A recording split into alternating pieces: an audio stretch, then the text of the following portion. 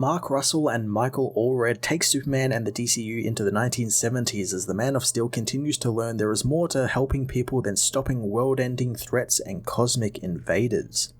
Mark Russell continues his masterful, refreshing history of Superman and this new DCU in the multiverse, exploring more of Superman's reasonings behind helping people and the hero's involvement in a few key things from the 1970s history, like Watergate, which was insanely interesting as it played with the idea that Superman in the 1970s in the comic books was really kind of viewed as a Republican hero, mainly thanks to his Truth, Justice, and American Way slogan, representing America and all that sort of stuff, and Russell plays with it by linking it to the Watergate scandal and how Clark sees good in everyone, not understanding that the government could ever do something like that, which it ended up doing. What's great is he also owns the idea that he was wrong, and it helps Clark grow as a person and as a hero. It's a brilliant and refreshing way to view the character at this time in history, and to use an event like that to shape his worldview is just brilliant, and one I've never even considered, and one I've never even seen done before. So to find something new and untapped in Superman, who has had almost 100-year history, is just incredible. Russell also balances out amazing character development like that with pretty huge story beats like the continued building of a Crisis on Infinite Earths, even flipping that on its head and having Brainiac, who is still a villain and is a villain in a unique way where you can understand why he's doing what he is doing, since he's the lesser of two evils, the other evil being the Anti-Monitor, and getting to see a huge crisis level event exclusively from the POV of an Earth we know will die, as seen in the first issue, is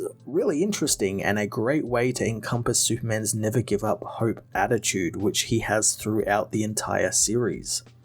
Michael Allred again outdoes himself with some stellar looking artwork that is befitting of the time the series takes place in, giving great classic looks to the heroes and villains, and again designing just a really killer batsuit that continues to invoke a lot of the 1960s Adam West batsuit, but with more modern and practical aesthetics attached to it, just making it look fantastic and just pops off the page very well. Superman Space Age Book 2 was another utterly masterful and deep dive into Superman's character and this DCU Russell and his team have created, exploring the complexities that come with being a superhero, all while building out a thoroughly different and refreshing take on all of these familiar faces. I'm going to give this issue a 10 out of 10. Superman Space Age Book 2 heads to 1972 Metropolis, where a pimp is roughing up one of the women who work for him, who is trying to leave. The man pulls a knife on the girl as Superman appears out of the sky, unconcerned about the knife as he rushes to grab the man, pinning him to the ground. The man screams that he's got all of the cops paid off in the area, and Superman is just making it worse for the girls. Superman asks if the women have somewhere to go, learning they can go to their parents' houses, wanting just a few hours head start. Superman thinks he can do better, picking up the pimp and taking him to New Mexico, telling the man he respects his rights, but he can exercise them in New Mexico. Later at the Seagull Bar, Lois asks Clark why they always come to this bar, wondering if it's because it's the only bar in the city that serves ice-cold milk to him. Clark knows the woman's instincts are flawless, as Clark tells her he's working on some break-in at the Watergate Hotel, which probably will turn into nothing. Lois reveals that she has an interview with Superman, impressing Clark, but Lois wants to trade stories since anyone who flies around in a cape probably has an unhealthy obsession with attention. Lois leaves for the interview and Clark changes into Superman, heading into space to deal with an asteroid that is coming for Earth, apologizing to the asteroid since he's got to move it since he loves the planet it's heading towards, telling it that the woman he loves lives down there. He knows that he's going to tell Lois all about his feelings as he pushes the asteroid out of the way, returning to Metropolis where he meets a little boy who asks the hero to sign his lunchbox. Superman is more than happy to, glad the boy brought his own pen as he leaves the gathering people, buying some flowers for Lois and heading to their interview. Superman meets with Lois on the roof of the Daily Planet, telling her how much he is a fan of her work. Lois gets right into it, knowing that the world is free from nuclear weapons and threats, but another threat has risen in their place. Superman, who is quick to say that he just saved the world from an asteroid. Lois, however, knows that the threat of mutually assured destruction from the nukes was keeping the US and the Soviet Union from ever acting against each other. But what assurance do they have that Superman won't act against them? Superman says that he saved the world from an asteroid, but Lois wants to know what happens the day he decides to stop caring about them, or worse. Superman doesn't like this interview, thinking the asteroid was easier to deal with. He knows that Lois doesn't know him well, but she has an opinion that he respects, so he asks her what she would do if she was in his position. Lois thinks that while it's pretentious for her to say, her job is already about saving the world, and while she thinks Superman is great, thousands have died of starvation and disease during the time it's taken for her to say that he is great, and the world doesn't need saving, but more like changing, and it'll take a lot more than a guy in a fireproof set of underwear to do that. Dejected, Superman drops his flowers, leaving the interview and heading for the Fortress of Solitude, where he tells his construct of Jor-El that maybe the world doesn't need a Superman. He wonders if he is the real danger to humanity, and Jor-El asks if he feels like that, but Clark doesn't, prompting Jor to tell him that people are suspicious of him because they are driven by greed, and they don't fear him, they fear themselves, and besides, the universe is home to much bigger threats than the Superman. In Gotham, the Batman rescues some hostages as Bruce recounts how he has stepped down as CEO of Wayne Enterprises after the Coast City incident, deciding the real work could be done not in a polyester suit, and all of the meetings were inconsequential to saving lives. Bruce returns home and is greeted by Alfred, who hopes that he had a productive night. Bruce knows that he thought stepping down from Wayne Enterprises was paying off, but soon learns it wasn't, as Wayne-marked bombs are dropped on Cambodia during the Vietnam War. While at Wayne Enterprises, the new CEO, Maxwell Lord, knows that arms sales are good because there is a war going on, but wars end, and so he wants to look to the future, which is in roads and suburbs, wanting to open up new developments outside of Gotham and get people out of the dirty city. The Batman meanwhile travels through the dilapidated Gotham in the Batmobile, finding people have fled the city for Shady Pines, the new suburb in development by Wayne Enterprises, which Bruce just finds is just a flavorless promise of a generic tomorrow, while those who stayed in town die slowly, all because he wasn't there to protect them. Bruce races towards a burning building, diving into the inferno and using his tech to detect a woman and her child trapped. He saves the woman, as later, Bruce knows that while the middle class fled, the streets became rife with gangs. One gang leader asks a bunch of people to join him in burning a grocery store and he'll pay them greatly, but the Batman stops the gang leader from firebombing the store, demanding to know who is paying them. The leader points to a Wayne Enterprises sign, making Bruce remember an old poker saying, "If you look around the table and you can't tell who the sucker is, then you are the sucker." Later at the Hall of Justice, Superman asks the gathered Justice League if they can discuss why they are there and lay out some base principles for the group. Wonder Woman thinks that stopping killing people is a good start, making Green Arrow chuckle since they kill people every day simply based on who they choose to save and not, equating it to the trolley problem. Batman thinks about how he envisioned the Hall as a place to pool their efforts in the name of justice, but what it's really created is an expensive debate club. Batman tires of the arguing, knowing that the world isn't a trolley but a shipwreck, and in shipwrecks, you save those within reach. Batman leaves along with Green Arrow as Superman is sure that Bruce Wayne didn't have this in mind when he created the Hall. Superman wants to talk this out, but Batman reminds him that unlike Superman, he's not immortal and he doesn't have the luxury of time or hope. He doesn't expect Superman to understand the war raging in the streets, as Superman yet again says that he saved them all from an asteroid. Batman heads back to Gotham and thinks about the trolley problem and how you can throw a switch and kill one person and kill up to 5 people, or throw the switch again and save that one person but kill 5 more. Batman smashes his way into Wayne Enterprises, grabbing a security guard and getting him to open the company files, finding information on Gotham's redevelopment. Superman meanwhile thinks that maybe Batman is right, and unless they have a common purpose, the Hall of Justice is just their clubhouse.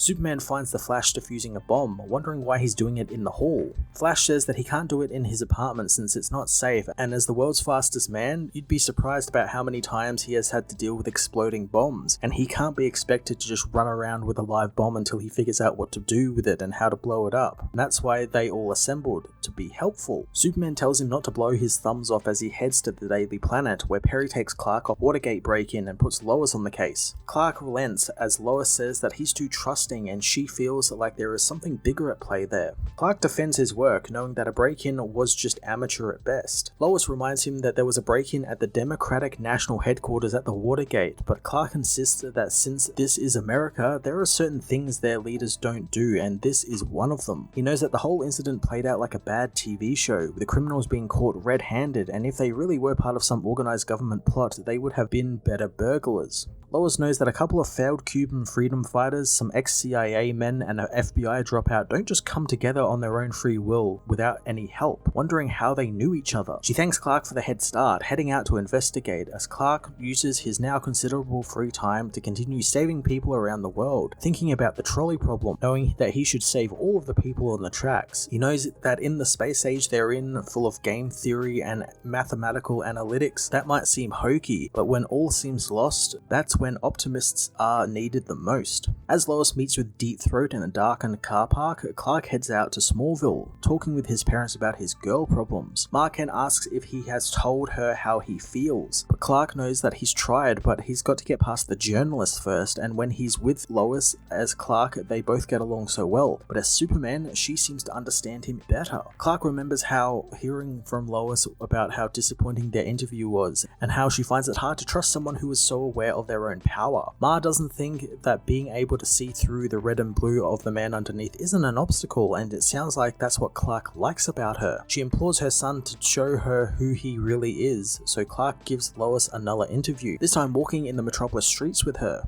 Lois asks why, given all his power, he still spends his time signing autographs and helping cats out of trees, as Superman is given a free hot dog by a nearby vendor, making him tell Lois that the free hot dogs aren't a bad reason for keep doing it, but really he just likes doing it, and doing small things and meeting people serves a larger purpose. Superman meets an old lady, asking if she needs help up to her apartment since the elevator is out, picking her up and taking her up to her home, where she gives Superman and Lois some tea. Superman says that doing these things make people feel like no matter their problem or who they are in the world, someone out there cares about them. Superman tells Lois about how his father served in World War II and how his ship was destroyed by a torpedo, leaving his father and his friend Toby to drift alone. Toby spots a dinghy, but they don't have enough room. However, they radio ahead to a boat and tell Jonathan and Toby that people will be out for them soon, as Jonathan passes out. Toby keeps Jonathan above the waterline, assuring him that help will come, and they just need to hold on. For 3 days, the two men held on, but Jonathan soon finds that Toby died of his head wound on the 3rd day. On the 4th day, Jonathan was rescued, demanding to know what took them so long, since Toby told them that they were radioing ahead from the dinghy. The sailors say that no one radioed them, and they found Kent out of sheer luck. Superman reveals that Toby lied to him, but if he hadn't, Jonathan wouldn't have made it, and maybe that's why it's important to give people hope, since even when there is no good reason to do it, hope is a lie they can make come true. On a far-flung Earth in the multiverse, a Superman is the only survivor of his dead world, wondering why he stays on the dead planet, thinking it's just some punishment for himself for his failure to save his home. He wonders why he's talking to himself as well, thinking that it's because if he stops, his speeches will disappear from the world forever. Brainiac appears, confronting his nemesis, but Brainiac has no time for Superman's sentiments, explaining that he stripped Earth of all of its resources because this universe is about to end and he took nothing that wasn't about to be destroyed. He reveals that he has discovered a way to travel between universes and is amassing weapons and fighters and resources to stop the Anti-Monitor, and he wants this Superman to join him. Superman refuses to ever consider joining him, so Brainiac leaves, knowing that there are other universes and other Earths and other Kryptonians. Superman says that the villain took everything from him, but Brainiac reminds him that he left him his fortress. Superman knows that with the fortress, he could rebuild Earth, but what would the point be if there is nothing to rebuild it for? At the Hall of Justice, the League complain about Flash doing more of his bomb defusals at the table, as Hal Jordan warns them of an artificial lifeform coming to strip the planet, showing them files on the Brainiac. Wonder Woman thinks that since this is a space villain, non-flying heroes are excused, but Hal thinks this is serious since the entire Green Lantern Corps haven't been able to stop him. Superman agrees, and they need to take this seriously since they have gotten cocky, and it's not enough to simply hope that Brainiac doesn't come for them, so they need to begin to prepare. Superman heads into space and finds some of the planets that Brainiac has stripped bare of its resources, which for the first time ever has sent a chill down his spine, making him feel fear. The feeling makes him wonder if this is how people felt when he first appeared. frustrated, and he wonders how he can convince people that he is the one thing in the universe they don't have to worry about. He decides another interview is in order, meeting with Lois and this time telling her that he wishes people to see him for who he really is. Lois asks about his weaknesses, learning all about kryptonite, pieces of his home world irradiated with red sun radiation that is poisonous and deadly to him. Lois wonders if it's wise to tell the world his fatal weakness, wanting to consider that part of the record, but Superman wants her to print it, since if the world wanted kryptonite, the governments of Earth would have to combine their forces on a deep space mission or scavenge every inch of the Earth looking for tiny scraps of it. So if they are willing to go through that much trouble to find it, then Superman must have done something to deserve it. Superman knows that from now on she no longer has to trust him since they have a trust in each other. Lois returns to the Daily Planet where she learns all of the planet's White House press passes have been revoked thanks to Lois's Watergate story. The reporters demand Lois be pulled from the story as Clark tries to stand up for her, but they tell him to butt out. However, Clark stands his ground, knowing if he had done his job as half as well as Lois, he'd be writing that article, and if they had done their job, they would as well.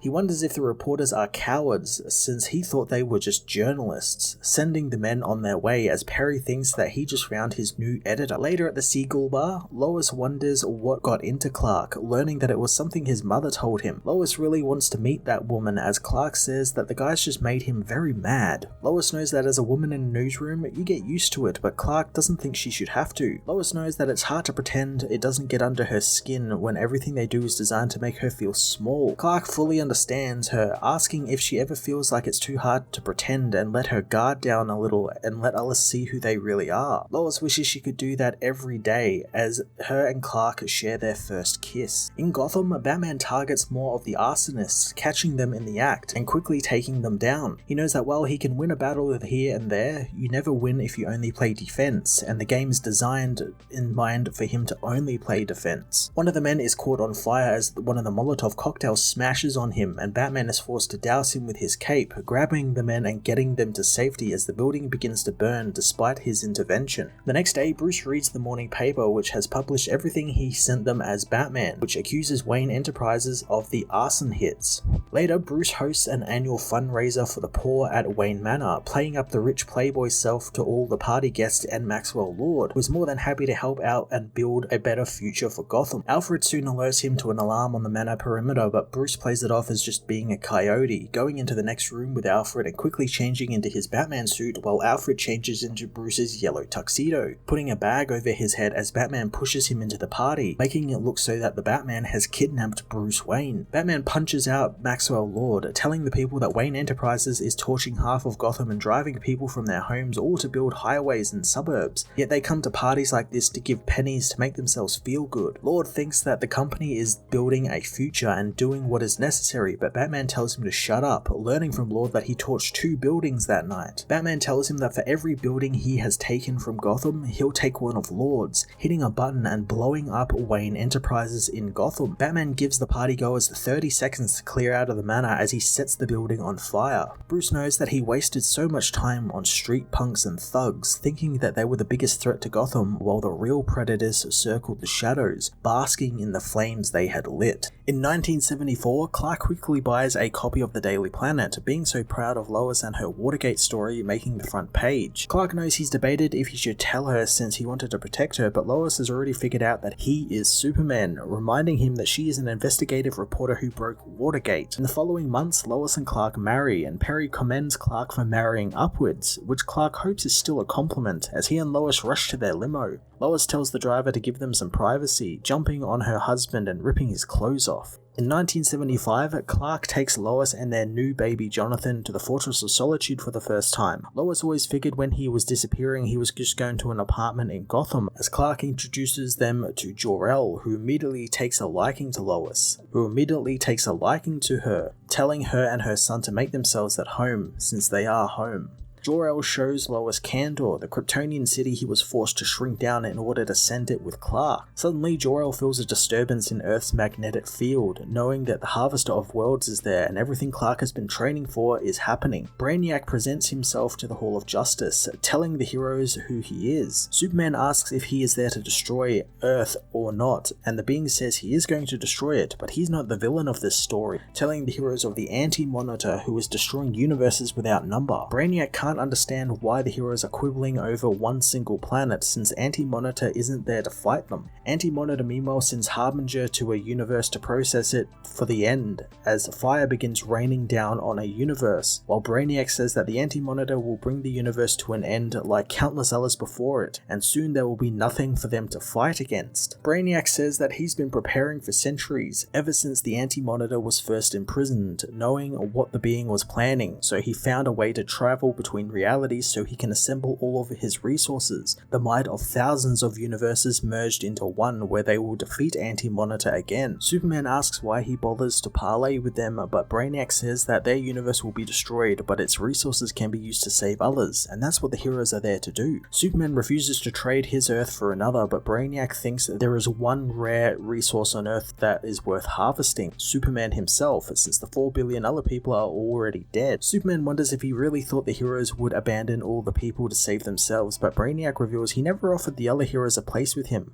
only Superman. Brainiac attacks the Justice League, who fight back as Brainiac's ship begins to suck up the hull and the surrounding area, pulling Earth's crust apart. Wonder Woman enacts Attack Plan Omega, flying her invisible jet into the ship and buying the Earth some precious seconds. Thanks to his extensive planning, Brainiac has countermeasures for the heroes, blasting Superman with red sun radiation. Flash helps Superman up, thinking he should stay down since it's too dangerous, but Superman doesn't think that he's much help there, but reveals when Brainiac was monologuing, the Flash sped into his ship and planted all of the bombs he had in his bomb closet around the ship. The bombs go off, destroying Brainiac's ship, and the heroes move in to investigate. Hal begins sifting through the rubble as Superman tries to warn him, but it's too late as a metal tentacle stabs through Hal, killing him instantly. Brainiac reveals a smaller craft from the wreckage of his ship, blasting the heroes as Batman arrives, grappling the villain's tentacles and tying them down as Superman goes in for a punch, but the hero is blasted by a red sunbeam. Brainiac, however, knows the hero's odds of survival seem to be above average now, retreating into a wormhole as Batman asks if this was a win. Superman knows it was more of a stalemate as they find that Hal Jordan has succumbed to his wound. Brainiac meanwhile meets with his multiversal counterparts, telling them that the Superman of Earth 2034-96b is adequate, but the planet wasn't harvested thanks to Superman refusing to join him, knowing what are minerals and organic compounds of one planet against a man who still dreams about tomorrow. Back on Earth, Bruce Wayne is welcomed back as CEO of Wayne Enterprises as the heroes bury their friend Green Lantern. Superman isn't sure they defeated Brainiac and he was just testing them and warning them of what's coming, but he knows all of the heroes now know they have to do better if they are going to be ready for the next crisis. Superman returns to his Fortress of Solitude, meeting with his family as he knows that one lesson he can take from his life is that you are never quite as doomed as people say you are.